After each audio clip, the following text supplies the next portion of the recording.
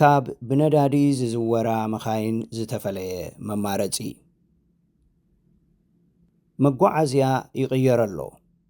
ብዙሓት ሰባት ሓደሽቲ ብሕሱር ዋጋ ዝካየዱ ብኽለት ዝንክዩን ጥዕና ማሕበረሰብና ዝሕልውን መዳያት ብምጥቃም ናብ ክኸዱሉ ዝደልዩሉ ቦታታት ይኸዱ ኣለዉ እዮም። እሞስከ ከክንዲ ብነዳዲ ዝዛወራ መኻይን ነቶም ዘለዉ መማረፅታት ሕድሕዶም ምስ ናትኩም መዓልታዊ ህይወት ከም ዝሳነዩ ንርአይ። መጓዓዝያ ኣብ ናይ ከባቢ ኣየር ብኽለት ዝዓበየ ፍልፍል እዩ። ብነዳዲ ዝሰርሑ መኻይን ኣብ ንዝውሮም እዋን ካርበን ዳይኦክሳይድን ካሊእ ልቀት ትኪን ይሰዱ።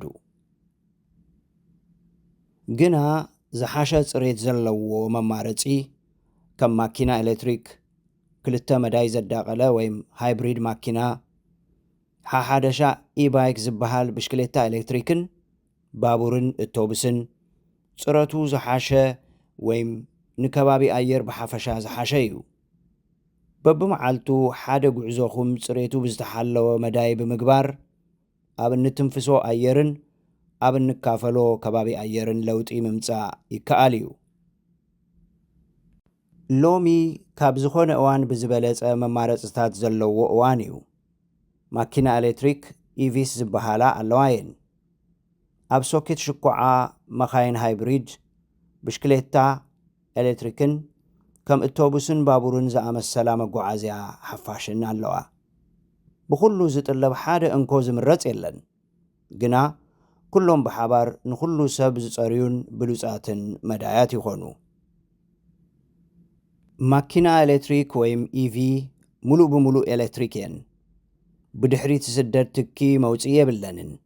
ፎኪስ ፀጥታ ዘለወንን ፅፉፍን እየን። ኢቪ ብጣዕሚ ብብዙሓት ዝምረፃ መዛወሪ እየን። ጋዝ ታንኪ ይኹን ትኪ መእለይ ትቦ የብለንን። ዝወሓደ ዝለዓላ ኣካላት ኣለውወን። እዚ ማለት እውን ዝፅገን ውሑድ እዩ። ዝቕየር ዘይቲ የብለንን።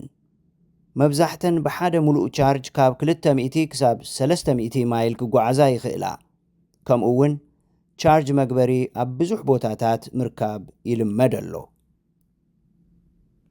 ኣብ ገዛ ምሸት ሙሉእ ሸኪዕኩም ቻርጅ ምስ ትገብሩ ንግሆ ብምሉእ ባትሪ ክትጅምሩ ትኽእሉ ኢኹም። ሙሉእ ኤሌክትሪክ ንምግባር ዘይተዳለኹም እንተኮይንኩም ሃይብሪድን ፕላጊን ሃይብሪድን ዝሓሸ መሰጋገሪ እየን። ሃይብሪድ መኻይን ንዝሓሸ ቁጠባ ሓይሊ ነዳዲን ኤሌክትሪክን ብሓባር ብምጥቃም ዝሰርሓ እየን። ግና ሶኬት ምሽኳዕ ኣየድልየንን። ፕላጊን ሃይብሪድ ንሓፂር ጉዕዞ ኤሌክትሪክ፣ ንነዊሕ ጉዕዞ ድማ ነዳዲ ዝጥቀማ እየን። ፕላጊን ሃይብሪድ ኣብ ቀረባ ከባቢ ንዘሎ መብዛሕትኡ ጉዕዞ ኤሌክትሪክ ይጥቀማ። ንነዊሕ ጉዕዞ ድማ ናብ ነዳዲ ይልወጣ።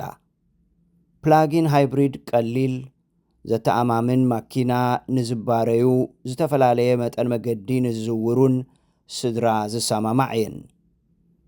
ክልወጣ ከለዋ እኳ ኣየፍልጣን እየን። ጉዕዞ መሳለጢ ማኪና ብምዝዋር ጥራሕ ኣይኮነን። መጓዓዝያ ሓፋሽ ካብተን ዝሓሸ ሓይሊ ዝቁጥባ ክትመርፅዎ እትኽእሉ ሓደ እዩ። መጓዓዝያ ሓፋሽ ባቡርን እቶብስን ኮይነን ገሊአን ኤሌክትሪክ ገሊአን ድማ ሃይብሪድ ኮይነን ሰባት ነዊሕ ርሕቀት ብውሑድ ሓይሊ ንክኸዱ ዝገብራ፣ ትራፊክ ዝንክያን መገዲ ዘይጎድኣን እየን። ነንሕድ እቶቡስ ብርክት ዝበላ መኻይን ካብ መገዲ ዝኣሊ እዩ። ምጭንናቕ መገዲ ንኪ ልቀት ትኪ የውሕድን ጉድኣት መገዲ የቃልልን። እቶቡስኩም ወይም ባቡርኩም መዓስ ከም ዝመጽእ ብዝነግረኩም ቴሌፎን ኣፕ መጓዓዝያ ሓፋሽ ዝቐለለ ዘተኣማምንን ሕሱር ካብ ቦታ ቦታ ዘዛውረኩምን መዳይ ክኸውን ይኽእል እዩ። ኢባይክ ወይም ብሽክሌታ ኤሌክትሪክ ብኤሌክትሪክ ሞተር ብሽክሌታ ምጥቃምኩም ዘገልግላ እየን። ንሓፂር ጉዕዞ ወይ ምዝውዋር ዝምረፃ እየን። ቁልጡፋት ሕሳርን ብዘገርም ኣብ ዓቀብ ዝሕይላን እየን። ኢባይክ ንብዙሓት ናይ ማኪና ጉዕዞታት ክቕየር ዘኽእላን ኣብ መብዛሕቱ ቀልጢፍኩም ንኽትበጽሑ ዝገብራን እየን። ዘወሳውሳ፣ ዝሓሰራን ዘሐጉሳን እየን። ጽሩይ መጓዓዝያ ኣብ መብዛሕቱ ብነዊሕ እዋን ዝሓሰረ እዩ። ብኤሌክትሪክ ምጥቃም ዳርጋ ንጋሎን $1 ምኽፋል እዩ። ኤሌክትሪክ ማኪናን ሃይብሪድ ማኪናን ውሑድ ጽገና ዘየድልየን፣ ቅያር ዘይቲ ዘየድልየንን ውሑድ መለዋወጢ ዝጠልባን እየን። ኢባይክ ንምምልአን ሰናቲም ጥራሕ ዝውድኣ ከምኡ እውን ወርሓዊ እቶብስ መሳፈሪ ወይም ባስፓስ ምስ ማኪና ምውናን ክወዳደር እንከሎ ኣማኢት ወጻኢ ዘድሕን እዩ። ካብ ኤሌክትሪክ ካምፓኒታት ስድራኹም ብሪፔት መልክዕ ክምለሰልኩም ምእንቲ ረቋሕታ ክትማልኡ ትኽእሉ። ምምሕድዳር ከተማን ግዝኣትን ነዘን ምርጫታት ዝሓሸ ዝከኣላ ክገብርዎን ይኽእሉ እዮም።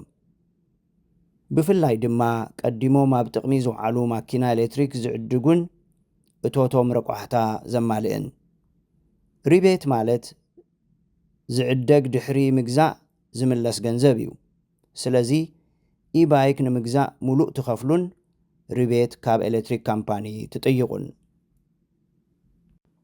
ዝኾነ ምርጫ እንተመረጽኩም ነተን ውሑዳት ግዜያት ዝሓሸ ትመርጽዎ ነንሕድ ጉዕዞኹም ዝጸረየን ዝሓሰረን ይገብሮ። ኣቐዲምኩም ምትላም ዘክሩ። ግዜን ሓይልን ንምቁጣብ ዝተወሰና ክተካንውንወን እትደልይወን ነገራት ብሓደ በፂሕካ ምምላስ ንምጥማር ፈትኑ። ብህድኣት ዘውሩ። ብህድኣት ኣንዊሕኩም ፍጥነት ብምውሳኽን ፍሬን ብምሓዝን ኤሌክትሪክ ማኪናኹም ዝኸዶ ማይልስ ምውሳኽን ሃይብሪድኩም ድማ ነዳዲ ክንክን ግበሩ። ብምሸት ማኪናኹም ኣብ ሶኬት ትሽክዕዋ እንተኾይንኩም ናይ ምሸት ኤሌክትሪክ ዋጋ ዝሓሰረ ስለ ዝኾነ ዝሓሸ እዩ። ብሽክሌታን እቶብስን ወሲኩም ተጠቐሙ። ዋላ እኳ ሓንቲ መዓልቲ ብሰሙን ብዘይ ማኪና እንተውዒልኩም ኣብቲ ቁጠባን ምንካይ ልቀት ትክን የርብሕ እዩ። ብተወሳኺ እውን ጉድኣት ማኪናኹም ይንክዩ። ንብረትኩም ምክንኻን ከይትዝንግዑ። ናይ ማኪናኹም ጎማ ንድረቱ መርምሩ።